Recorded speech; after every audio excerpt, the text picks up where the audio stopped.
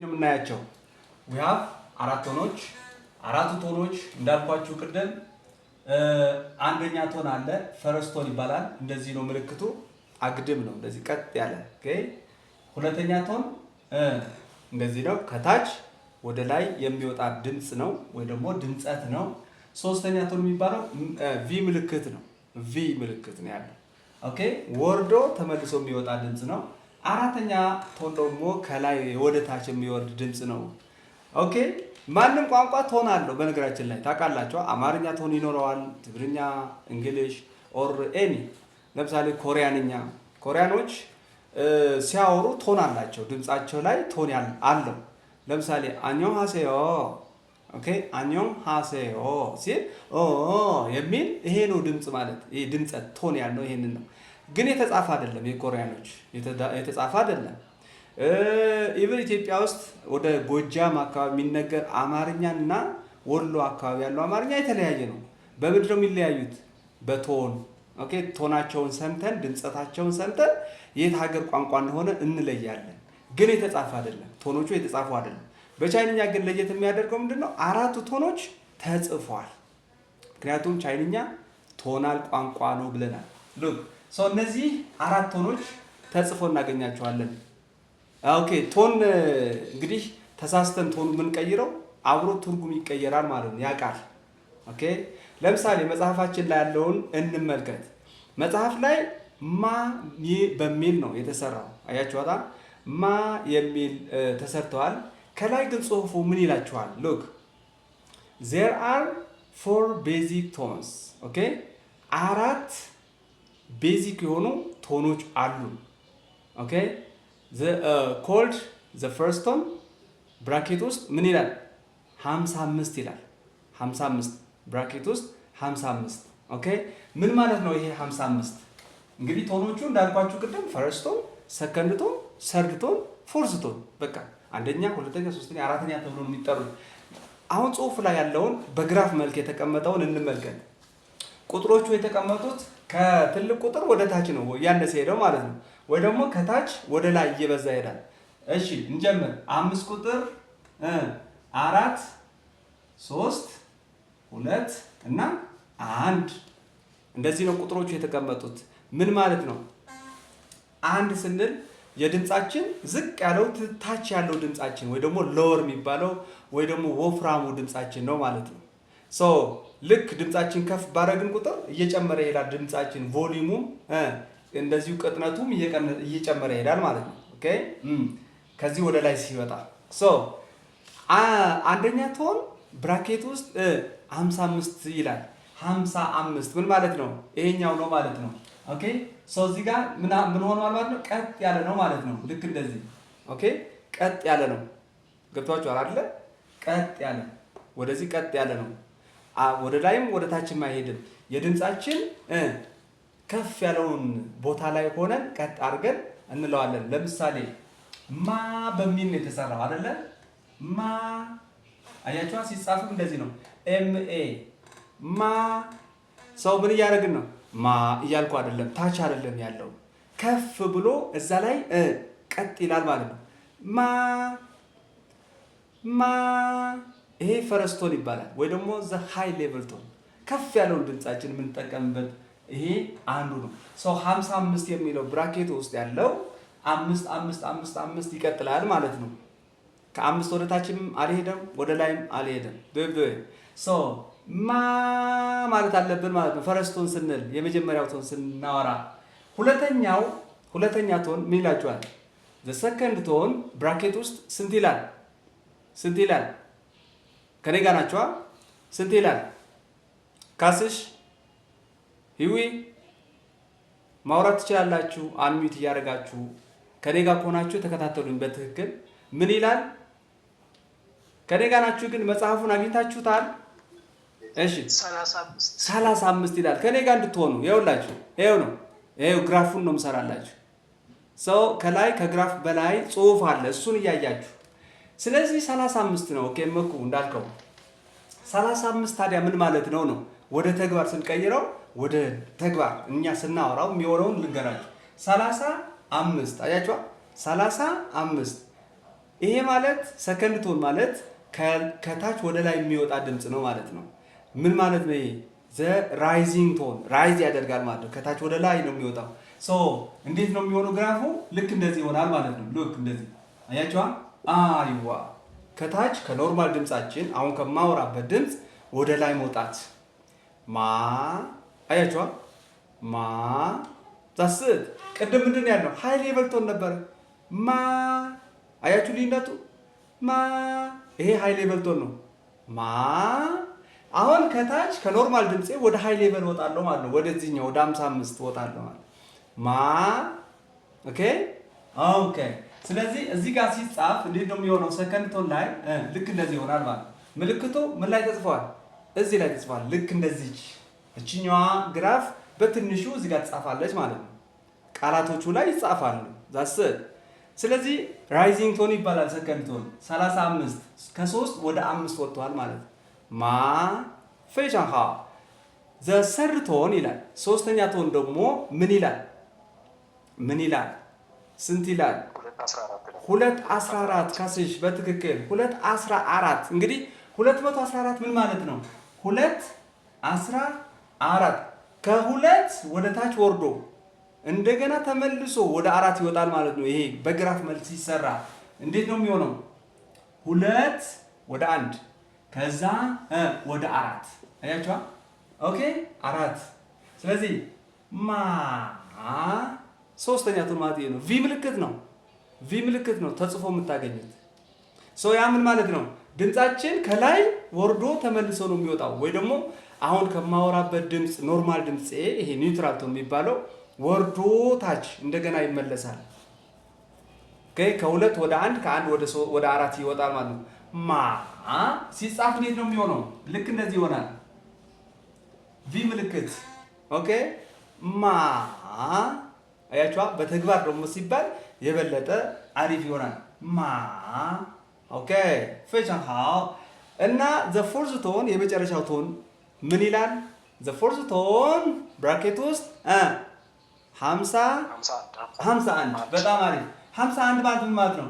ከሃይ ሌቨል ቶን እንግዲህ አስቡት ከላይኛው ድምፅ ወዴት ይወርዳል ማለት ነው? በቀጥታ ወደ ታችኛው ወደ ሎወር ድምፅ ነው የሚወርደው ማለት ነው። አያችሁ 51 ልክ እንደዚህ ይሆናል። ሲጻፍም ምልክቱ እንደዚህ ነው።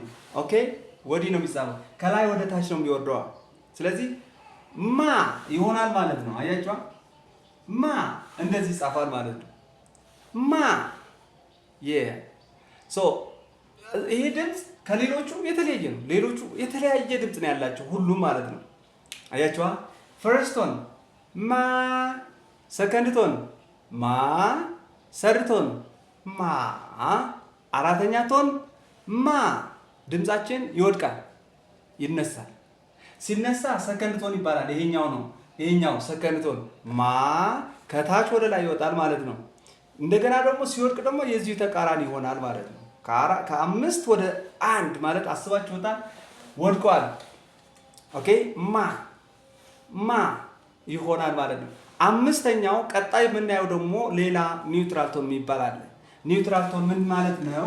ሉክ ምንም የማይጻፍበት ቶን የሌለው ማለት ነው። ተፈጥሯዊ የሆነ ማ።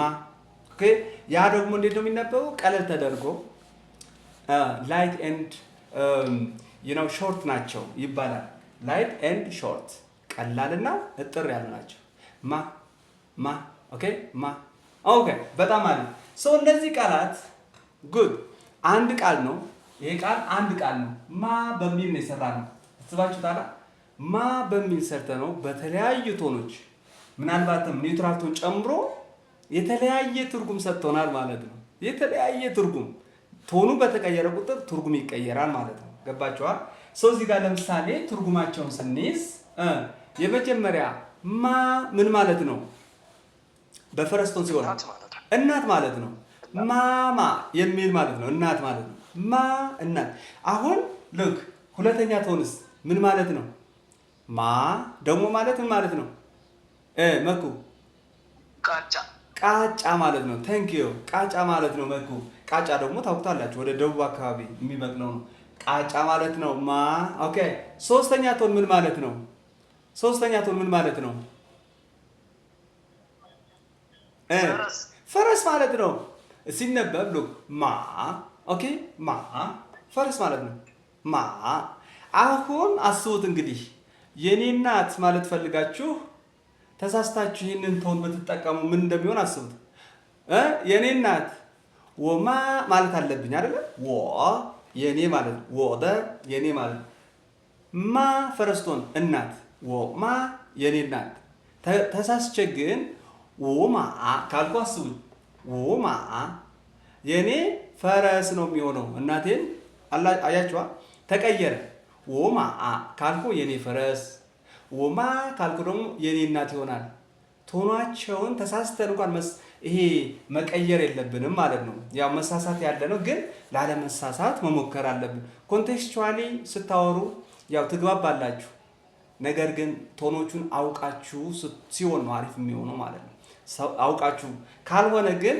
ተሳስታችሁ ይሆን ትክክል ትሆኑ አታውቁትማ ስለዚህ በዚህ መልኩ ሌሎች ቃላት ላይም እንደዚሁ ሀፕን ያደርጋል ኦኬ በጣም ጥሩ ስለዚህ አሁን የነዚህ ትርጉም የመጨረሻው ምንድነው ማ እንግዲህ አራተኛ ቶን ሲሆን ምን ማለት ነው እዚህ ጋር ብጽፍላችሁ የተሻለ ነው ቆይ ትርጉማቸውን በዛ ለመያዝ ኦኬ እንግዲህ ግራፉ እንዳያችሁት ነው በዚህ መሰረት ቶኖቹን በደንብ ሪማይንድ ማድረግ አለባችሁ ማስታወስ አለባችሁ ማ ማለት እናት ማለት ነው ብለናል ማዘር ኦኬ ሀምፕ ማለት ነው ወይ ደግሞ ቃጫ ማለት ነው ኦኬ ቃጫ እንደዚሁ ማ ፈረስ ኦኬ ማ ደግሞ ኪርስ ማለት ነው ኪርስ ወይ ደግሞ እርግማን ማለት ነው እርግማን ኦኬ እንደገና ደግሞ የመጨረሻው ምንድነው ማ ኒውትራል ቶን ሲሆን ምን ማለት ነው ኒውትራል ቶን ሲሆን ምንድነው ምን ማለት ነው ጥያቄ ማርክ የሚያደርግልን ነው ሰው ጥያቄ ማርከር ነው ምንም እንኳን የጥያቄ ምልክት ብንጠቀምም በቻይንኛ አለ ይሄ ጥያቄ ምልክትም አለ ስቲል ግን ጥያቄ የሚሆነው ይሄ ሲኖር ነው ለምሳሌ ች መብላት ነው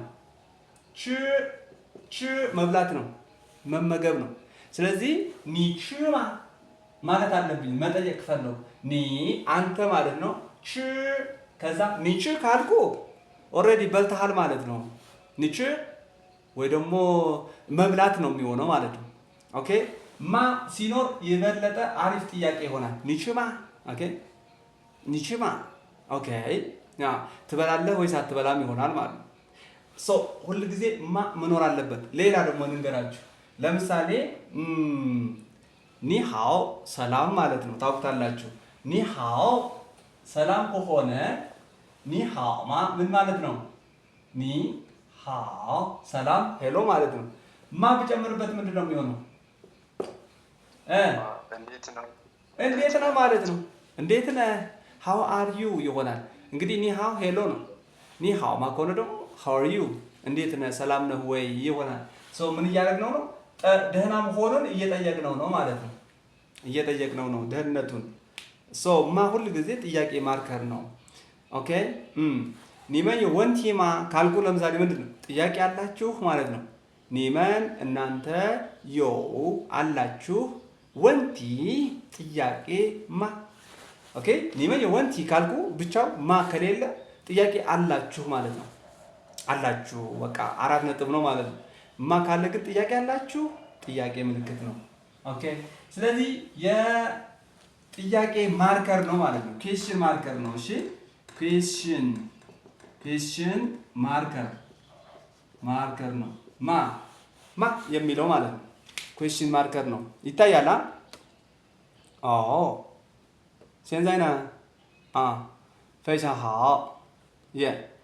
ስለዚህ አሁን ከናንተ ምን ይፈልጋል ይሄንን መለማመድ አንድ እነዚህ አንደርስታንድ ካደረጋችሁ ሌላው ቀላል ነው ከዚህ በኋላ በዚህ የተሰሩ ቃላቶች ስለሆነ የምናነበው የግድ እነዚህ ቶኖች ለይታችሁ ማወቅ ያስፈልጋል እስቲ አንድ ሁለት ሰው ልምምድ እናደርጋለን እሺ ካስሽ ባንተ ልጀምር መጀመሪያ ከኔ ጋር እናለን አንድ ጊዜ ከዛ በኋላ አንተ ትለዋለህ ኦኬ ኒካይሽባ ሚዩት ላይ ነህ እሺ ካስሽ መኩሽ ዝም ካልክ ግን እኮ መለማመድ አለባችሁ። ለመልመድ አፋችሁ ማፍታታት አለባችሁ። ካልሆነ በመስማት ብቻ አይሆንም። ታውቃላችሁ። ኦኬ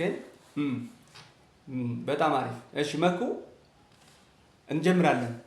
ማ ማ ማ ማ ማ ማ ማ ማ ማ ማ ቀለል አድርገን ማ ጎበዝ መኩ። እስቲ አሁን ብቻህን በነገራችን ላይ እነዚህ ኢኒሻል ፋይናል እና ቶን ደጋግመን የምናይበት ዋና ምክንያት እዚህ አብስላችሁ አውቃችሁ ካልሄዳችሁ ከዚህ በኋላ አናገኛቸውም። ወደ ቃላት ወደ ቮካቡላሪ አረፍተ ነገር ምናምን ነው የምንሄደው። ስለዚህ አሁን ይህንን እድል መጠቀም ያስፈልጋል። መኩ ቀጥል። ማ ጉድ ማ ሃው ማ ሃው ማ ማ አራተኛ ማ ማ ኦኬ። ከዛ በኋላ ማ ቀለል እናድርገዋለን። በጣም ጎበዝ፣ በጣም አሪፍ ፈጃሃ። እሺ ካስሽ አንሚት ስታደርግ አይቻለሁ። እሺ ቀጥል። አንተ እንኳን ትለዋለህ። አያ አያ አያ አያ ኒችን ትሶላ ኒሶላ ከኔ ጋር ማ ማ ማ ማ ማ ማ ማ ማ ማ አምስተኛ ማ ማ በጣም አሪፍ ማ የስ ሶ አሁን ብቻን እስቲ ሞክር። ማ አያ አያ ካስሽ አሁንማ በሶስተኛ ቶን የጀመርከው። እሺ እሺ ማ ሃይ ሌቨል ቶን ድምፅ ምንድን ነው ያለው? ቅድም ግራፍ ላይ አሁን ከምናወራው ድምፅ በላይ ነው ያለው፣ ከፍ ብሎ እዛ ላይ ነው ማለት ያለብህ። ድምፅን እስቲ ሩቅ ያለ ሰው ለመጣራት እንዴት ነው? በዚህ ድምፅ አይሰማም መቼስ አይደለ? መጫው አለብህ። ሶ ማ ከተቻለ ወደ ላይ እስቲ ማ አያ ይሄ ይሁን፣ ግን ችግር የለው። ያው ድምፅ ወፍራም ስለሆነ ይመስለኛል። ኦኬ እሺ ማ ኦኬ መልካም። አንዳንድ ሰው ይኸውልህ ከፍ ማለት ድምፅ ይከብደዋል። ማለት አለ እኮ ማለት እኮ ይችላል፣ አቅሙ አለው፣ ግን አለማወቁ ድምፁን ለክቶ አለመሄድ ያ ችግር ያጋጥማል። እና ከዚህ በላይ መሄድ ትችላለህ፣ እርግጠኛ ነኝ። እስቲ ከኔ ጋር ማ ማ አያ ማ ማ ማ ማ ማ ማ ከኔ ጋር በጣም አሪፍ ነው። ቆንጆ እያልከው ነው። እቺን ነገር እስቲ ቀጣይ ክላስ ስንገናኝ ተለማምደህ እንድትመጣ የቤት ስራ ሌሎቻችሁ የሚከብዳችሁ ያላችሁ ከሆነ ኦኬ ተለማምዳችሁ ነው። ሜኩ አሪፍ ነው፣ አሪፍ ነው አሁን ከሰማሁት አንፃር። እሺ ሄኖክ ወደ አንተ። ሄኖክ ወይ ዛሾ ቀጥል። ማ ግድ ማ ከመጀመሪያ በቀጥታ ወደ መጨረሻ ነው ያልከው። ጨረስከው።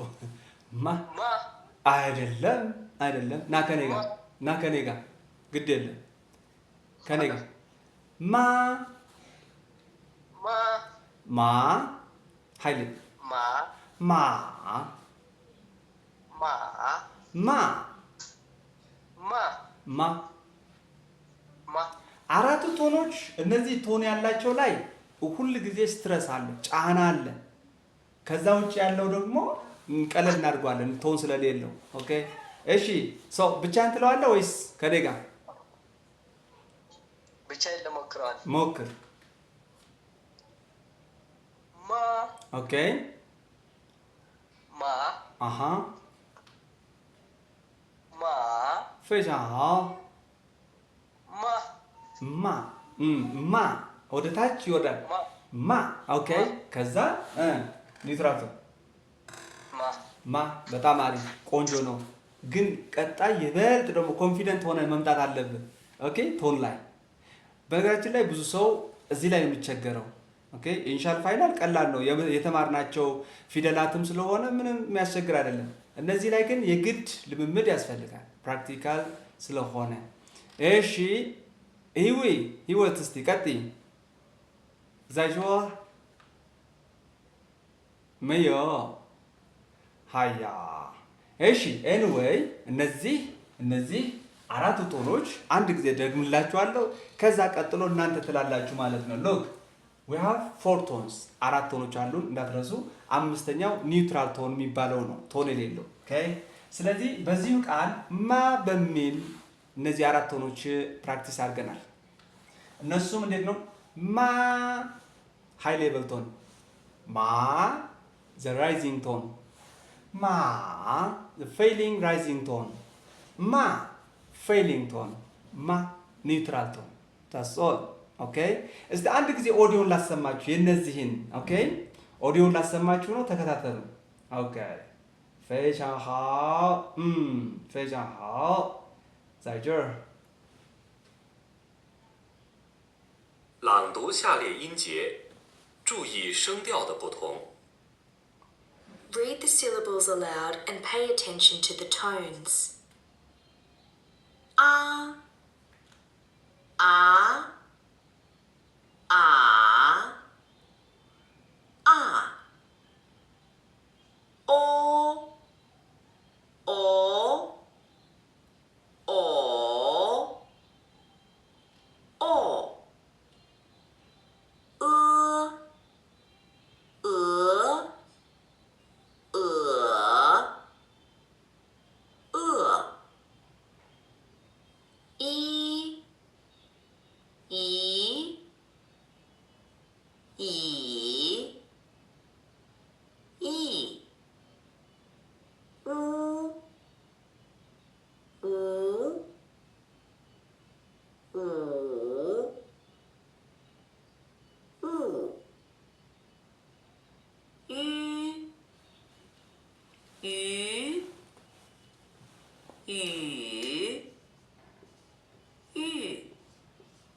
እንግዲህ እነዚህ ላይ ነው የሰራ ነው ማለት ነው። ሉክ እነዚህ ስድስቱ ዋናዎቹ ፋይናሎች ያልናቸው ባለፈው ሲምፕል ፋይናልስ ኦኬ። እነዚህ ላይ ነው ሁሉም ጋር ቶን እያደረግን አራቱ ቶኖች እያደረግን አነበብናቸው ወይ ደግሞ የሰማነው ኦዲዮ እንደዚህ ነው የሚሆነው። እኛም እንላቸዋለን አ ኦ እ ኢ ኡ ኢ ኦኬ። ሶ በእነዚህ ነው ለምሳሌ በመጀመሪያ ምን አለች? አ ፈረስቶን አ አ አ አለች። እንደገና ቀጥሎ ኦ ኦ ኦ ኦ ኦኬ። ልክ ማ እንዳለው ማለት ነው። በማ እንደሰራ ነው በእነዚህ ስድስቱ ሲምፕል ፋይናሎች አድርገን ኦኬ እኛ ደግሞ እንሰራቸዋለን ማለት ነው እንደሰማችሁት ኦዲዮ። እሺ ስለዚህ አሁን አንድ በአንድ እስቲ ትሞክራላችሁ። 非常好